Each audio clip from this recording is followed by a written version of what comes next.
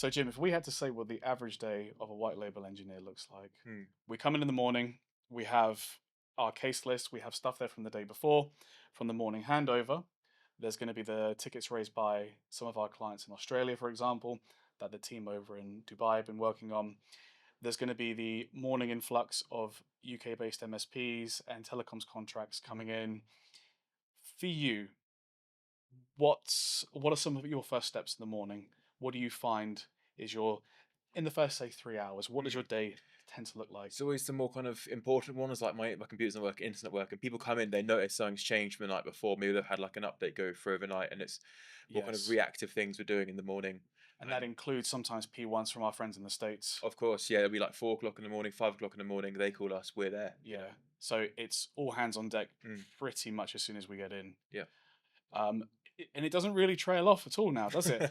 We get to around lunchtime, and I feel like many of our clients they use that as the opportunity Mm, to raise their cases. So by the time we get to lunchtime, still very busy. mm, Um, I do feel like by the time we get there, though, we've already either closed, cleared, or we've been able to pass back, if needed, for further escalation.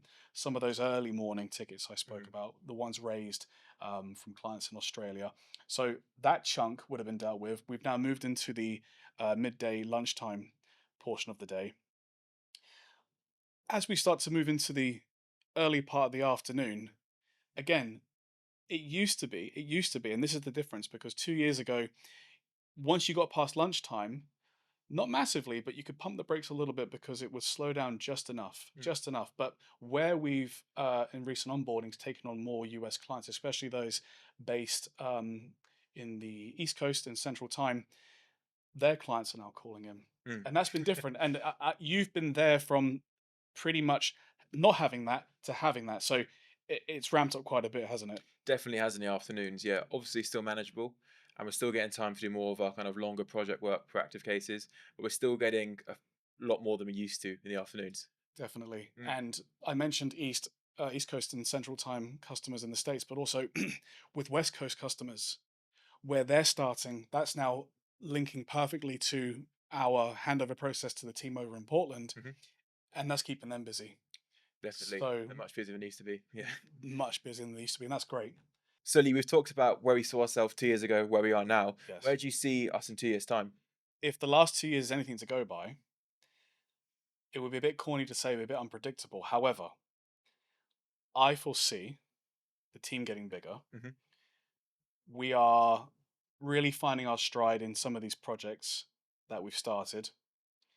It'd be really good to get more boots on the ground Yes. type of work going. We've also taken on contracts that the nature of the work and what we do is very unlike the run of the mill meat and potato style of MSP work that we Hmm. are used to and is our bread and butter. Mm. So who's to say that some of the upcoming onboardings, what they need from us, doesn't ultimately change how we deliver our service and how that looks like in general in terms of which members of the team we put forward to that. It could be the case that we have to increase the team yet again to cater for that. But in 2 years, I mean, for you, because we're coming up to how long have you been with us now? 18 months. 18 months. Okay, so we're nearly at the 2 year mark. And you've seen, as I mentioned previously, a lot of these changes. What do you predict that we'll see in 2 years' time with us? What do you think is going to be Hmm. the big change? I think we're still going to be the same fundamental company, delivering the great customer service, great SLAs we do already, but maybe in slightly different ventures. Maybe we're helping smaller companies get started off the ground in the IT space. Mm. We're helping doing some other kind of IT, but not always MSP work. Maybe we're doing some projects, like one-off projects for larger companies. Might need help with certain thing in certain time zones.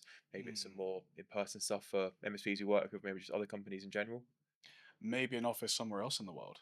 That'd be nice. I'm hoping New York. Oh, okay.